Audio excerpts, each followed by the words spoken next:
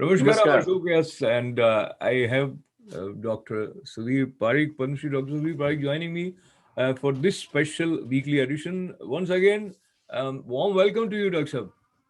Thank you. Thank you very much. Yeah, and as ITV Gold viewers are extended family, so on behalf of our viewers also, and I want to congratulate as well as extend good wishes. A very important event in your family has taken place, and you also want to share something about how um, it makes you feel when on your son's marriage you receive good wishes from none other than Prime Minister and Home Minister of India.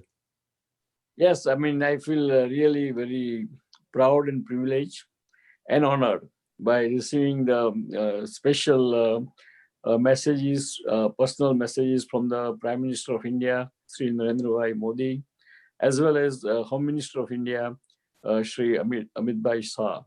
And really, it touched me uh, the way they remember and send me these messages for my son and his wife, now his wife, Dr. Ravi and Dr. Priyanka. So I think it was really a big moment for in my life and for me. And Dr. I'll take the liberty of making it slightly personalized interaction today. When I say personalized, your life is also inspiring for many immigrants as well as those who are listening to you in India. Uh, so we'll briefly touch the trajectory based on the group of people which were present for the wedding reception. And I see that you have many dimensions to your personality and you have different groups whom you have embraced. So talk to me about it was effortless, conscious, because you need a lot of space in your heart to have so many friends. No, I think it's effortless because I'm the kind of person, I'm a people's person. And I'm very easy to, I always make a, friendship with each and everyone. And it's always true friendship. I know I never expect anything from my friend. I always willing to help and give if they need any help. Otherwise, and so I have wide variety of the friends. I have friends, Consul General of India, Deputy Consul General of India. Uh, they all came personally. Then Ambassador Sandhu, US Indian Ambassador to USA, Mr. Sandhu, as well as uh, all the my doctor's friend, those who are in the practice with me and younger one for last several years.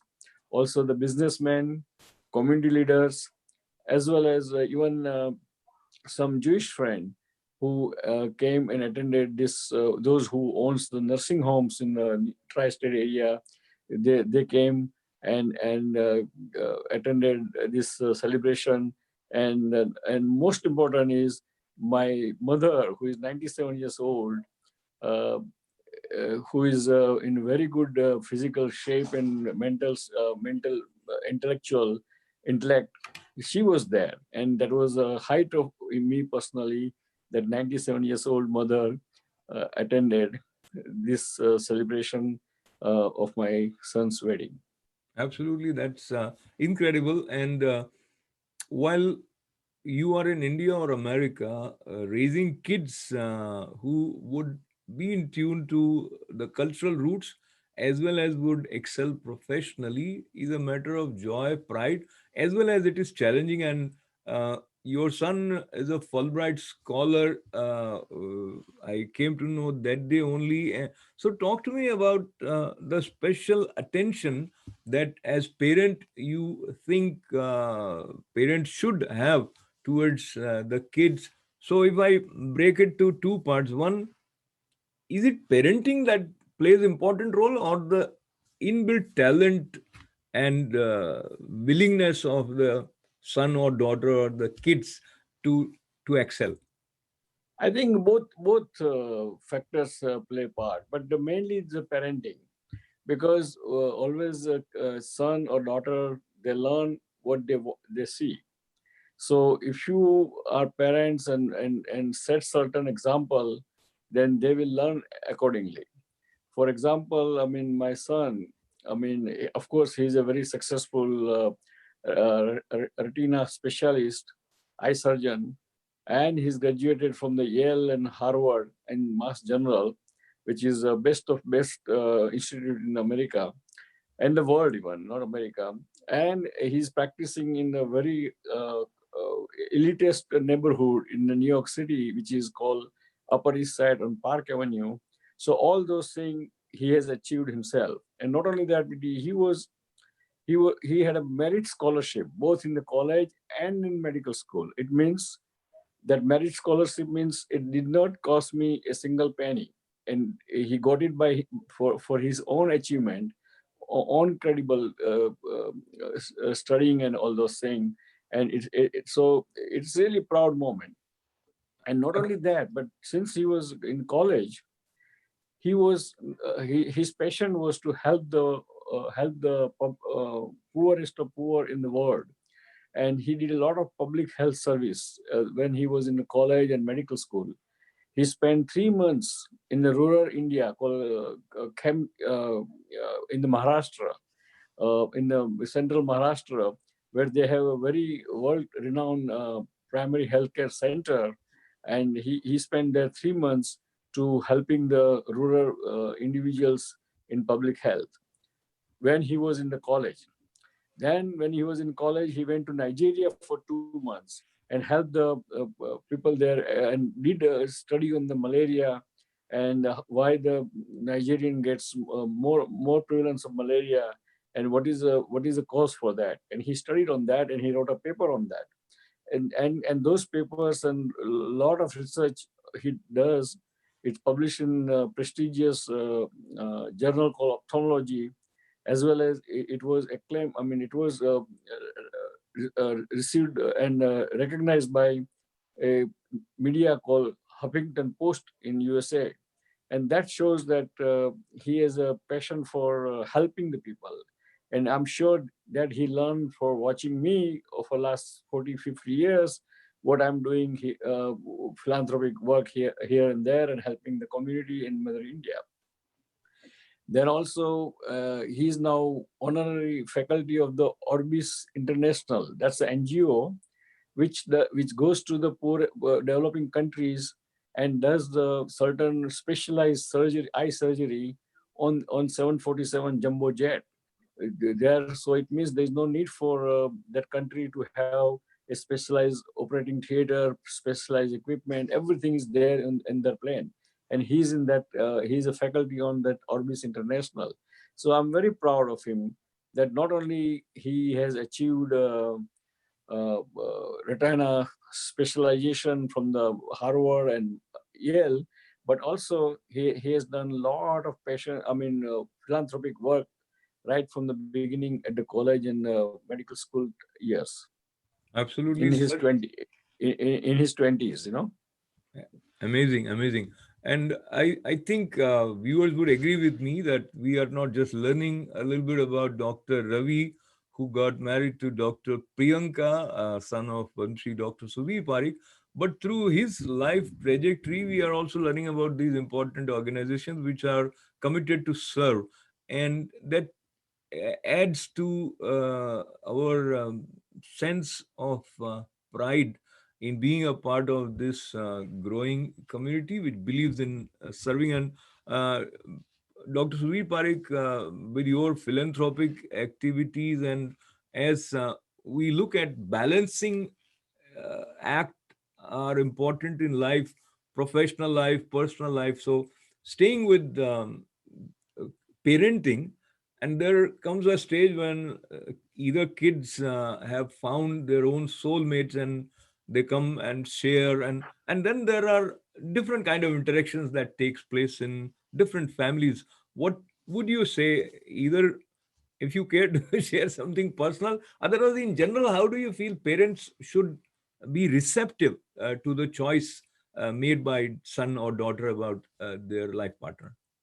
Well, I mean, choice made by their life partner by the son or daughter has to be accepted as long as the life partner is a well-educated, well-placed, coming from the good family.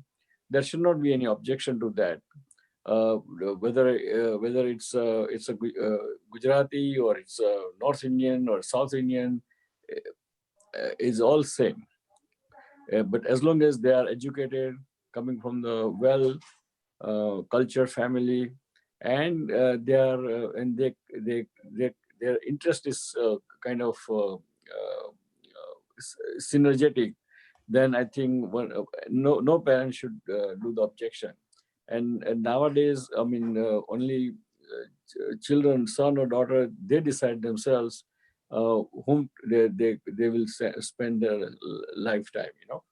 Absolutely. So that openness and understanding is important to have harmony and happiness at home front as well as in life. And I must also share my appreciation for Dr. Ravi and Dr. Priyanka, both not only excelled in their professional life, but they also learned art forms, and the way they performed, it was pretty nice. So, Dr. Saab, talk to us a little bit about your hobbies. Have you ever tried dancing or any other art form that attracts you? Yes, yes. I mean, I'm very kind of. I enjoy the dancing, particularly in the social gathering, and also I'm a avid art collectors. I have a collection of the art and statuaries from the all over the world, and including M.F. Hussain art, big painting I just got after his passing away last year. So and also I'm also very my hobby. Other hobby is of course playing golf during the spring and summertime, as well as travel. I love history, and I always go to the historical place where I can learn the history of the place, and that's my real hobby, And of course, the more than that, my hobby, real hobby, is to do the philanthropic work, help the people, and that's really nowadays that's my big hobby. Absolutely, very very nice to hear that. And Dr. Saab, as we move towards the concluding part of our conversation, and besides India and America, as you have traveled the world, historically speaking, which place you found have lot of stories which attracted you? I think Egypt has a lot of stories. Egypt, I found it very fascinating that 5,000 years ago, they built the pyramid and they built the temple of the Ramses temple and a lot of other things. And they are in a good shape right now. I mean, they reconstructed them very well, as if as built only a few years ago, and it tells us the ability of the mankind, how a human being was able to do this kind of structures and architect in those days, 3,500 years ago or 4,000 years ago. And I think that history is unbelievable. And same thing, the great history is in India. There are places in India where if you go to Harappa or Mohenjo-daro or even place in the near the Bangalore, those places, those temples and all, those are hundreds of years old, and their artwork is unbelievable. And look at the Taj Mahal, which is 700 years old now, and look at it still looks like as if it was built yesterday, and that shows art. So India, Egypt, uh, I think I'm very impressed with their artwork, artistic value, and so forth. Beautiful. And I think the take home for us is as long as you have interests and you are open to learn, that helps you grow as we see in you. And concluding part relates to COVID, as we stand in America, things are loosening up. People are given kind of green signal to be in public if they are vaccinated without masks. Also, talk to us. How do you feel in terms of our movement restricting to America? And since there is a potential interaction from one country to another, so overall, your impression on COVID now? No, I think in America the vaccination has done. I mean, government has done very great job, good job, and the vaccination is almost 60% or 65% of the people has been vaccinated or will be vaccinated by end of middle of June.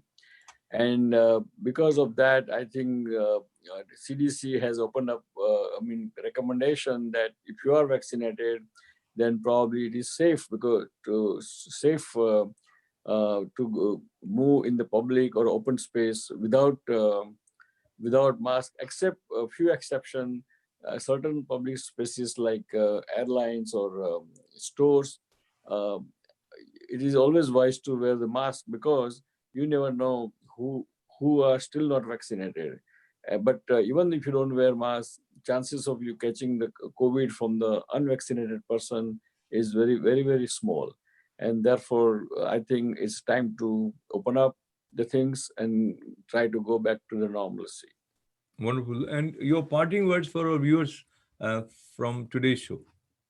Well, I mean, again, because still we are in the pandemic, of course, it's a tail end of the pandemic, but try to get vaccination.